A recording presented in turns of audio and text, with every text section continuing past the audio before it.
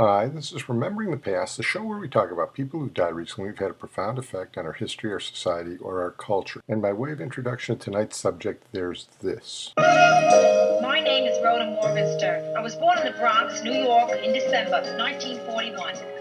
I've always felt responsible for World War II. The first thing I remember liking that liked me back was food.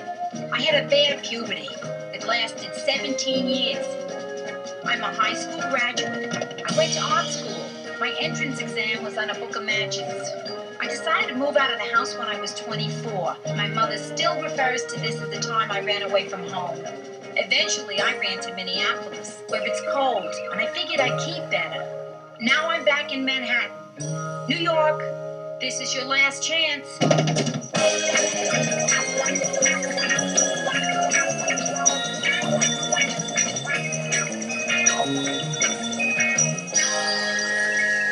Well, we're not going to talk about Rhoda, but we're going to talk about the actress who was synonymous with the character of Rhoda, one of the most memorable characters on television, and that was Valerie Harper, who died recently at the age of 80. And I have to tell you, this is another one that hit me hard because I'm going to be candid with you now. In the early 70s, I had a mad crush on Valerie Harper. She was talented, she was beautiful, she was smart. Personally, I liked her better than Mary Tyler Moore. Here's CBS Los Angeles on the death of Valerie Harper. The entertainment world is mourning the loss of Emmy-winning actress Valerie Harper. She was 80 years old. Valerie Harper launched to stardom in her role as Rhoda on the beloved 70s sitcom The Mary Tyler Moore Show. Jim Axelrod takes a look at her life and her career. If I can't have it, why look? If I felt that way, I'd never go to a Paul Newman movie. Maybe the highest praise for Valerie Harper's skill on screen is that for many of her fans, she wasn't Valerie at all. So, you're Rhoda Morgenstern, She was Rhoda. I don't know why I'm putting this in my mouth. I should just apply it directly to my hips. Mary's best friend on The Mary Tyler Moore Show. What am I going to do?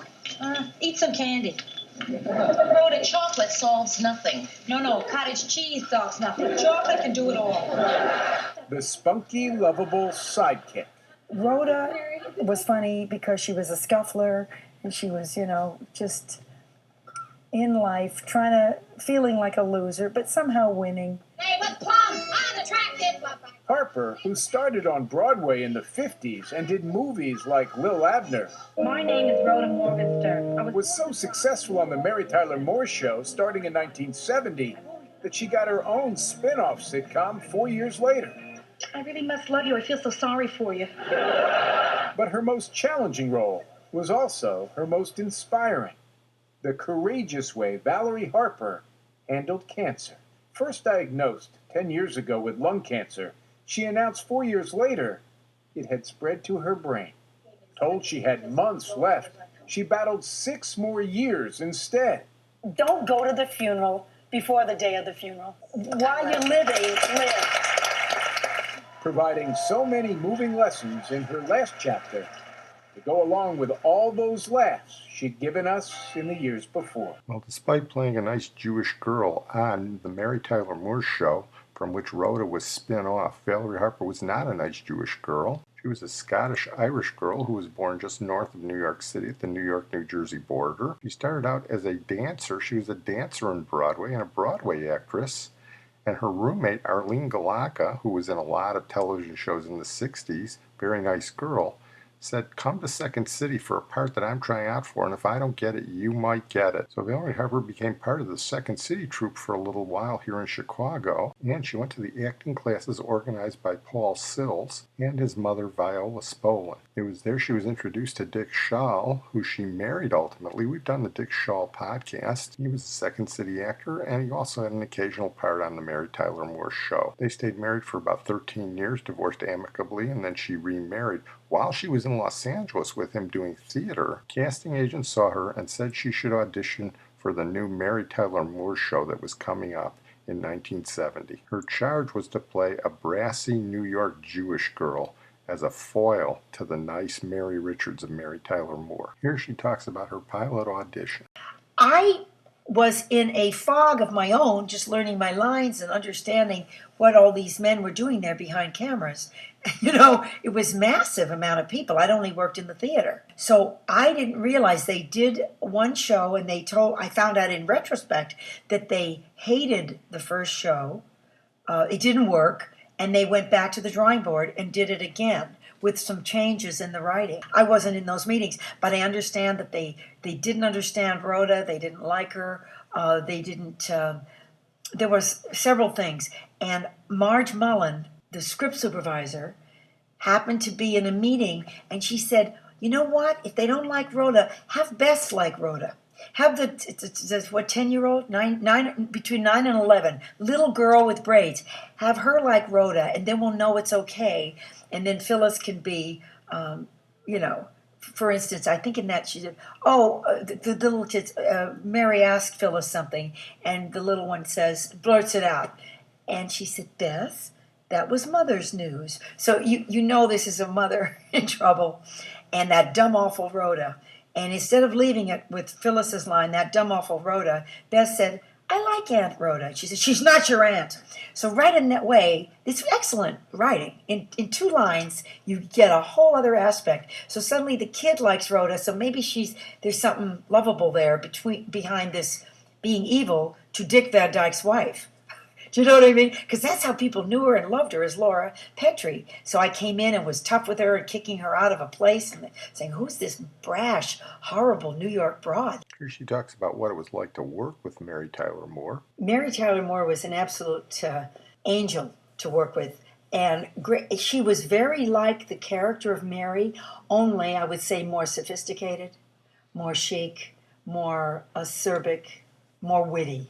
Mary Richards was a bit of an innocent, and that part is in Mary, but she was so generous with all of us. And you always got the feeling that she might have been captain of the team if it was a basketball team, but she was also a fellow player. She would say things during rehearsal, say, I don't think this joke is for me. I think it's a Rhoda line. It's more what she would say, and she'd give away jokes. She would be very willing to have anything cut because it was in the way of the scene. She taught me so many things about the technical part of doing the show. She taught me things where we could save time and not have to reshoot something. She was real patient with Cloris, who was absolutely wonderfully creative to work with, and sometimes all over the place. I remember one day we did a whole scene, and Cloris said, "Oh no, this is my bad side." She said, "Well, you have small noses, both of you," and we do. So we then redid the scene. Mary with nary a thing of star or how dare you or no. She was just a great team player, a great example, and so much fun. And I'd see her, I think of her on the set with needle pointing wildly, tons of things, with her glasses down on her nose and smoking, but refusing ever, like I said, to ever smoke on camera. She didn't want to perpetuate that particular evil. She was very, very funny. It was a joy to come to work every day. She took a personal interest in all of us. I can't tell you enough how much fun it was and how supported I felt. She has a certain reserve, always has, but I always, I saw that bonfire inside of warmth and approachability, for me at least. Of course, I'm somebody that plows right through, You can be reserved, but I don't respect it. I just keep on coming. Well, after a couple of successful seasons and a couple of Emmys, she got her own successful spinoff, and that was Rhoda. From the first year, Freddie Silverman, who was then head of the network, was saying, "We're going to spin you off." And I thought I was being fired until I asked somebody what the term meant. And then I said, "Oh, no, I don't want." And then finally, the 4th year, Mary, I said, "I don't want to go. I don't want to." She said, "You don't want to be my sidekick all your life?" I said, Yes, I do." She said, "Oh, come on." I said, "What if it fails?" She said, "If it fails, you'll move back to Minneapolis, and I'll have you back in my life again." And I thought, that's working with a net, isn't it? And Nancy Walker said to me the greatest thing in her understated way. I said, "Man, I don't know. I don't know if I should leave. This is a very comfortable berth. I've won Emmys. It's fabulous. I know it." And she said, "Valerie, it's a job. Take it." No glamour, glitz. It's a good job. take it, and I'm glad I did. Well, Rhoda started out as a big hit, in large measure due to the female writers who brought a 70s female sensibility to the show, Charlotte Brown in particular, but also Patricia Nardo, Gloria Banta, Treva Silverman, who wrote a lot of Rhoda's best lines, and occasionally Linda Bloodworth Thomason. There was this whole feeling in the country. I mean, it was quite on everyone's in everyone's face and mind, and that women were moving into new areas, and there were a lot of battles which are still to be won. I think I had a sensibility about it because I was politically involved. Well, as with the Mary Tyler Moore Show, Rhoda benefited from the topicality and what was going on in the country at the time. Was it as good as the Mary Tyler Moore Show? I think not quite. A lot of people may disagree with me, but I thought as a lead comedian, Valerie Harper was every bit the equal of Mary Tyler Moore. And I think that James Brooks and Alan Burns tried to get the same level of writing for Rhoda that Mary Tyler Moore had. If there was a difference in the two shows, it would have to be in the ensemble cast. Nancy Walker as her mother was very good, and I actually thought that Harold Gould as her father was completely underrated. Julie Kavner as her sister was still a young actress, and I don't think she'd grown into her television acting as much as she would later on, and I didn't think that David Groh as her husband was an especially strong character. It was a little bit of a stretch to believe that Rhoda would marry him. So when you put that against Ed Asner and Ted Knight, Cloris Leachman and Gavin MacLeod, and in fact even Valerie Harper as a supporting character, the Mary Tyler Moore Show just had a stronger supporting cast than Rhoda, and I think that's what placed it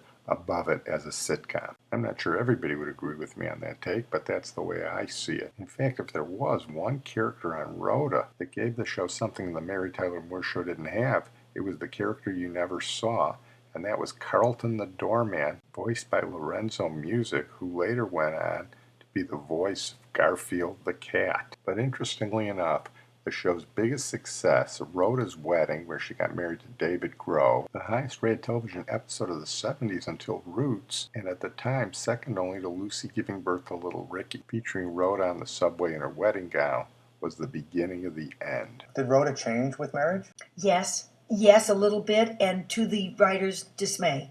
It got to be the second year Sadie married lady, which even with all the feminism stuff we've gone through, that being married was equated as success for women, and that without it you weren't quite there. So suddenly this, as I said earlier, victorious loser was this winner, and they found themselves doing all these Julie shows, and I said, well, that's okay. And Jim said, no, it's not. Well, one of the reasons that I had a crush on Valerie Harper back in the day is because she was cool. And here she tells the interviewer how she'd like to be remembered. And even late in life, I thought she was still cool. Have you thought of how you'd like to be remembered? She tried her best. She was in the game. Yeah. She stepped up to the plate. All that stuff. Because I'm a participator. I really am. So, and I just made, I want to make a contribution.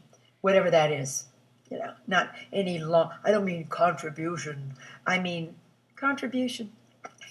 Well, I'm going to close on that note. I want to thank my producer and IT genius, Sid Tepps.